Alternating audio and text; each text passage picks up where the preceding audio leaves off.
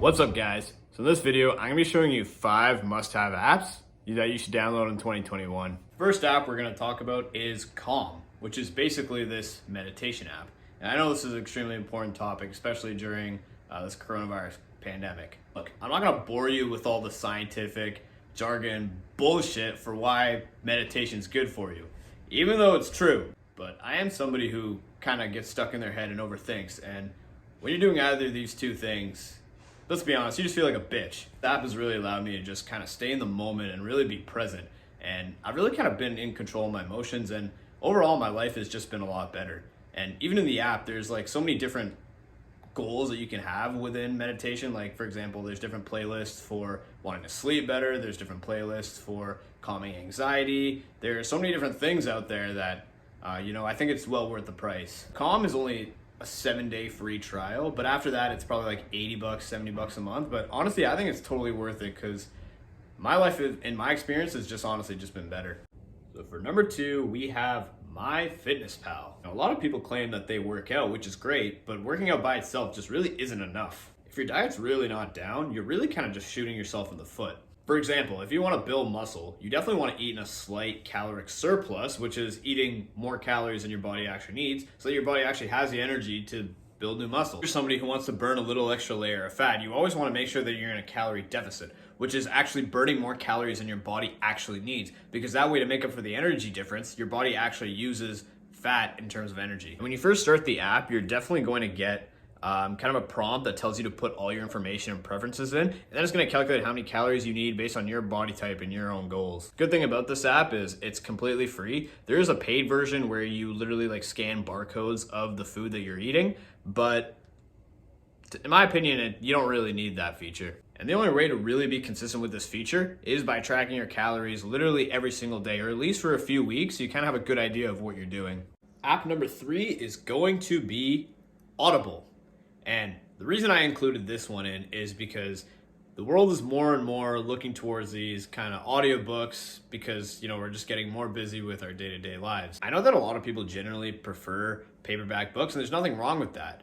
The only thing, though, is that reading a book takes about 30 minutes to an hour of just pure dedication every single night, when in reality, a lot of people like me and you are extremely busy, and it's so much easier to just plug in your headphones, listen to a book while you're on the fly. Whether you're going to work, you're on the bus, it's just much more easier to do it that way. Or even when you're out on a walk, I think it's a much more realistic way to get all the main points of that book while you're listening to it on the fly. So even though the app is free, you obviously do have to pay for the books themselves, but I think it's a definitely way cheaper option than buying books every single month or every single week from places like Indigo or Chapter. App number 4 is going to be Duolingo, the world's largest community of all 9 learners. Well, I think. Now look, I get it. You're probably not going to travel anywhere for the next year or the next 2 years, basically whenever this coronavirus stuff ends. But I do know that you're going to have some insane travel plans by the time this is over. And a lot of these are probably going to be countries and places that are outside Canada and the United States. So there's ever more reason to practice a language and be more prepared for wherever you're going in the future. So the reason I like Duolingo is that the app is really intuitive and it's really easy to use. And not only that, it's almost as if you're playing these games. And as you're playing these games, it's almost a little bit fun, and you're not actually thinking about how hard it is to learn the language. You're honestly just having fun, and you're learning as part of the game. And it's funny because a lot of people I know, and a lot of people that you probably know, probably think that in order to learn a language, you have to either A, move to that country, or B, you have to either take some kind of course online, Rosetta Stone, or some kind of college credit to actually be a qualified speaker, which in my opinion is completely bullshit. And all that's really important in being successful on Duolingo is just staying consistent with it. Even if you do 5 to 10 minutes a day, you're still making way more progress in the long term than you are with someone who's taking a course for just a few months and never does it again. Another good thing about Duolingo is that it is completely free.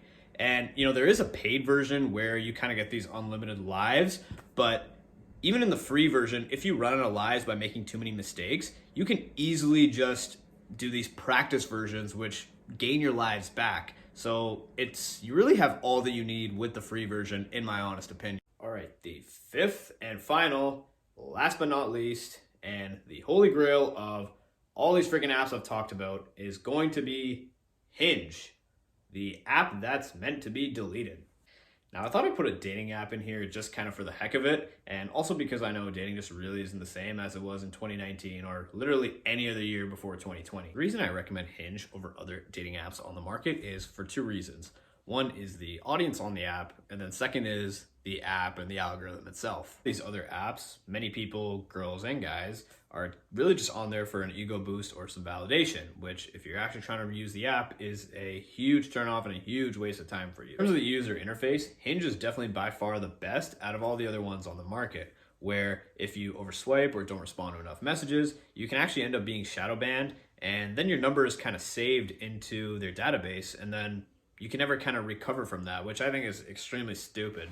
I'd like to formally thank Tinder for that one, by the way. The good news is with Hinge is that you don't have to worry about competing with other people on the app for a higher ELO score. Whether you like someone or they like you, whether you're a guy or girl, you will see it regardless, and then you can make your own choice whether you want to make a conversation with that person or not. So because Hinge is a lesser grossing app than some of the other ones on the market, you can definitely get more value for their free content as opposed to some of these other apps. So if you're looking for some action, whether you're a girl or a guy, I would definitely recommend Hinge over all these other stupid apps out there.